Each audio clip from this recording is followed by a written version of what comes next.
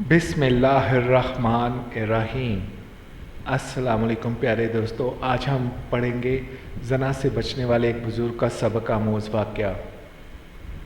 ہمارے یہاں پر آج کل زنا کاری بہت عام ہے اور اس کا انجام جانے بغیر بہت سے لوگ اللہ تعالیٰ پر یہ امید رکھے کہ وہ معاف کر دیں گے، اس گناہ سے گزرتے ہیں۔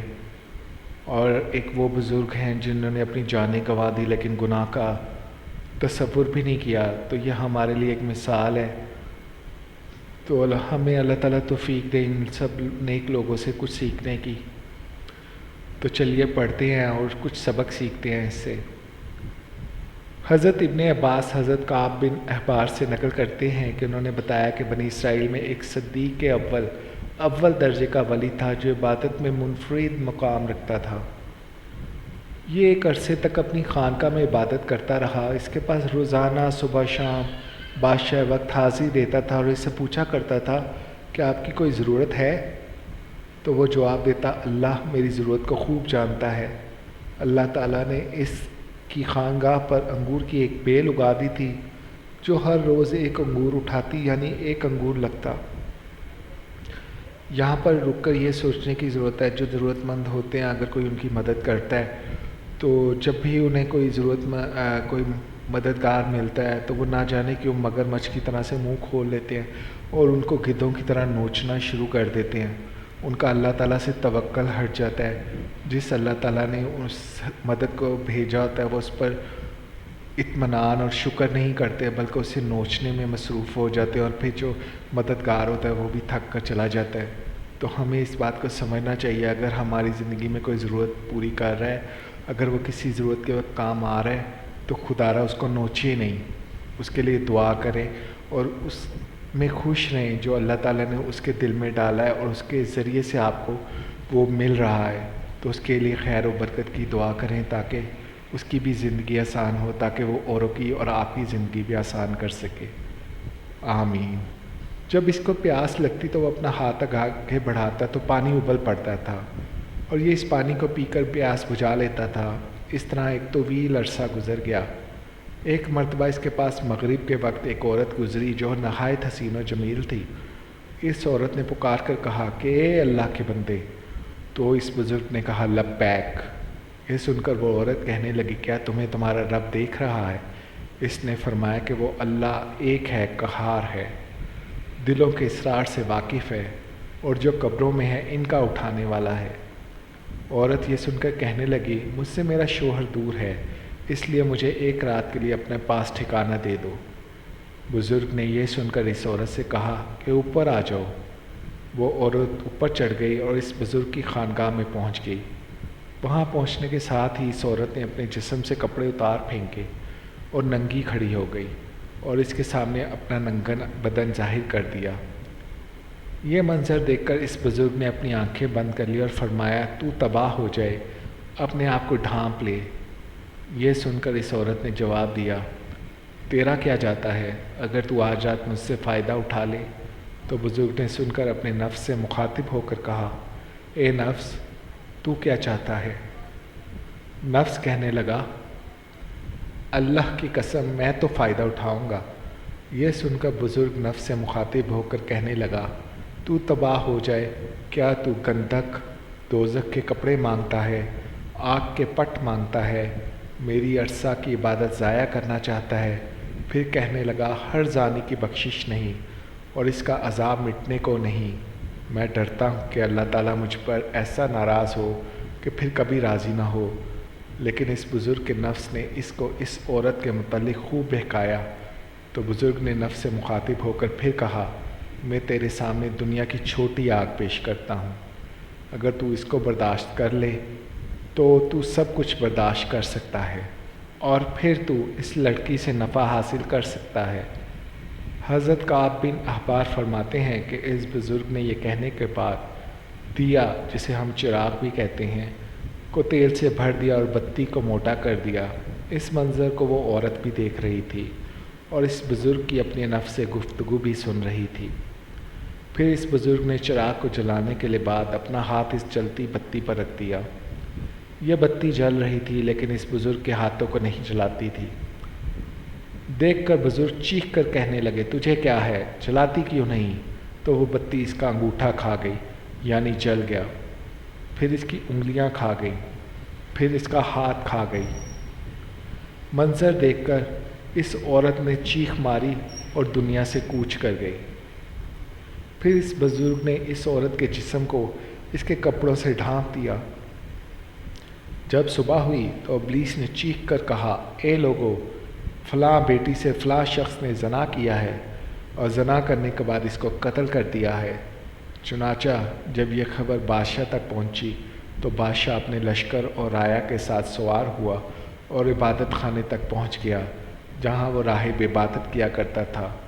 وہاں پہنچ کر بادشاہ زور سے چیخا تو نے اس کو جواب دیا؟ بادشاہ نے اس سے پوچھا کہ فلاں کی بیٹی فلاں کہاں ہے؟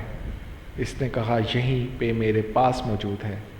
بادشاہ یہ سن کر کہنے لگا اس کو کہو کہ وہ میرے پاس آئے۔ بزرگ نے کہا وہ مر چکی ہے۔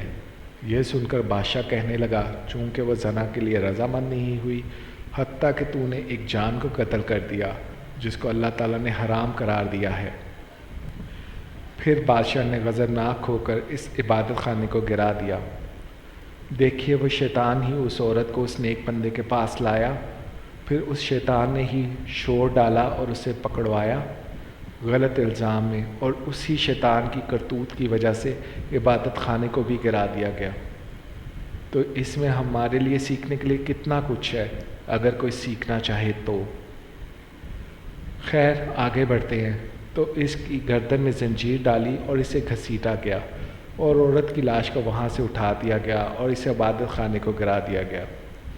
اس وقت کے لوگوں کا دستور تھا کہ زانی کو آرے کے ساتھ چیر دیا کرتے تھے۔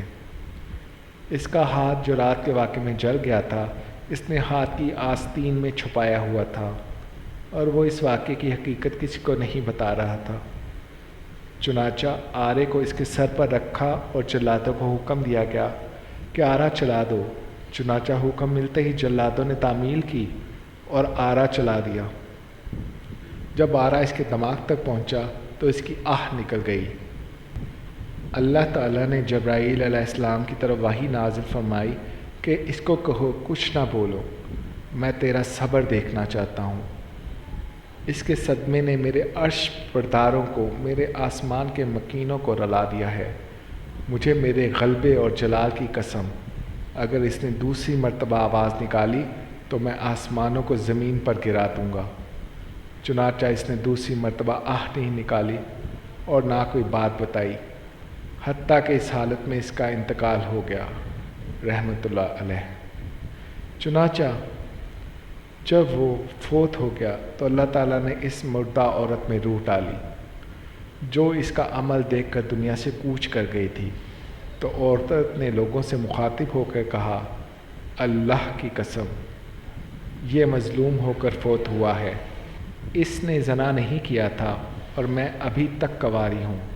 اس کے بعد اس عورت نے گزشتہ رات کا سارا واقعہ لوگوں کے سامنے نقل کیا۔ تو یہ سن کر جب لوگوں نے اس کا ہاتھ نکالا تو جیسا لڑکی نے بتایا تھا ویسا ہی جلا ہوا تھا۔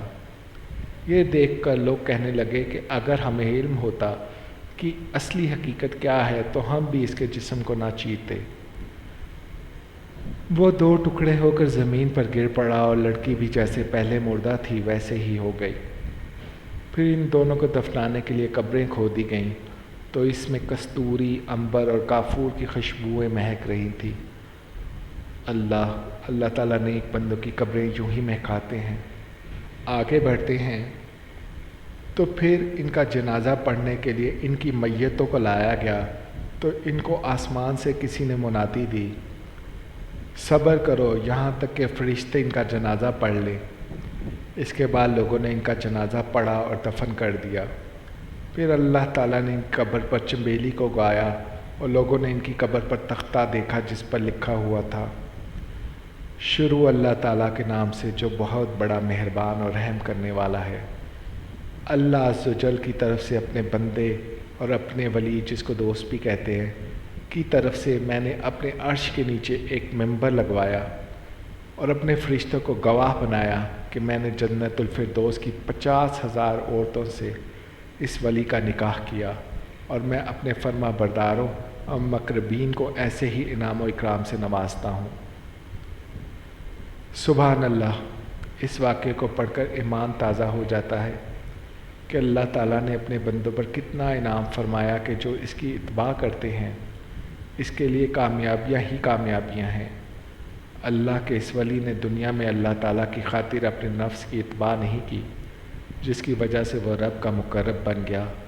اللہ تعالیٰ اس طرح تمام مسلمانوں کو نفس کی غلامی سے بچائے، آمین۔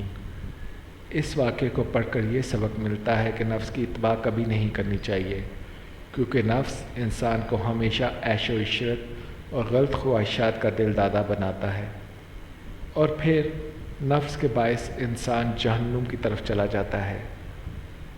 آپ اس واقعے سے اندازہ لگا سکتے ہیں کہ زنا پہلی امتوں میں کتنا کبھی اور برا فعل سمجھا جاتا تھا، اور کہ اس کی سزا ان لوگوں نے کتنی سخت رکھی تھی، اور اس نے اپنے جسم کو اتنی شدید تکلیف میں مبتلا کیا، لیکن جہنم کے خوف کی وجہ سے زنا کی طرف نہیں گیا، کیونکہ وہ جانتا تھا کہ جہنم کی ہولناکیاں اپنے اندر کتنی شدت رکھتی ہیں، جس کے بارے میں اللہ تعالیٰ فرماتا ہے النار الکبری، کہ وہ سب سے بڑی آگ ہے، اور حدیث شریف میں ہے کہ تمہاری یہ دنیا آگ دوزخ کی آگ کا 70واں حصہ ہے۔ مسلمان بھائیوں اور بہنوں، زنا کی شدت اور ہلاکت خیزیوں کا اندازہ قرآن و حدیث اور تاریخ اسلام کے واقعات میں آئے ہوئے ان کھلے اور واضح احکامات سے پڑھ کر ہو جاتا ہے، جس ہر مسلمان کو یہ فکر کرنی چاہیے کہ وہ اس گناہ عظیم کا مرتکب ہونے سے بچے۔ اللہ تعالیٰ نے انسان کی ہدایت کے لیے واضح راستے بیان کر دیے ہیں، جن پر چل کر انسان خود کو عذاب علیم یعنی دردناک عذاب سے محفوظ رکھ سکتے ہیں۔ بس عقل مند وہی ہے جو گناہوں کی اس پرخار وادی سے اپنا دامن بچا کر گزر جائے۔ اللہ تعالیٰ ہم سب کو گناہوں سے محفوظ فرمائے، آمین یا رب العالمین۔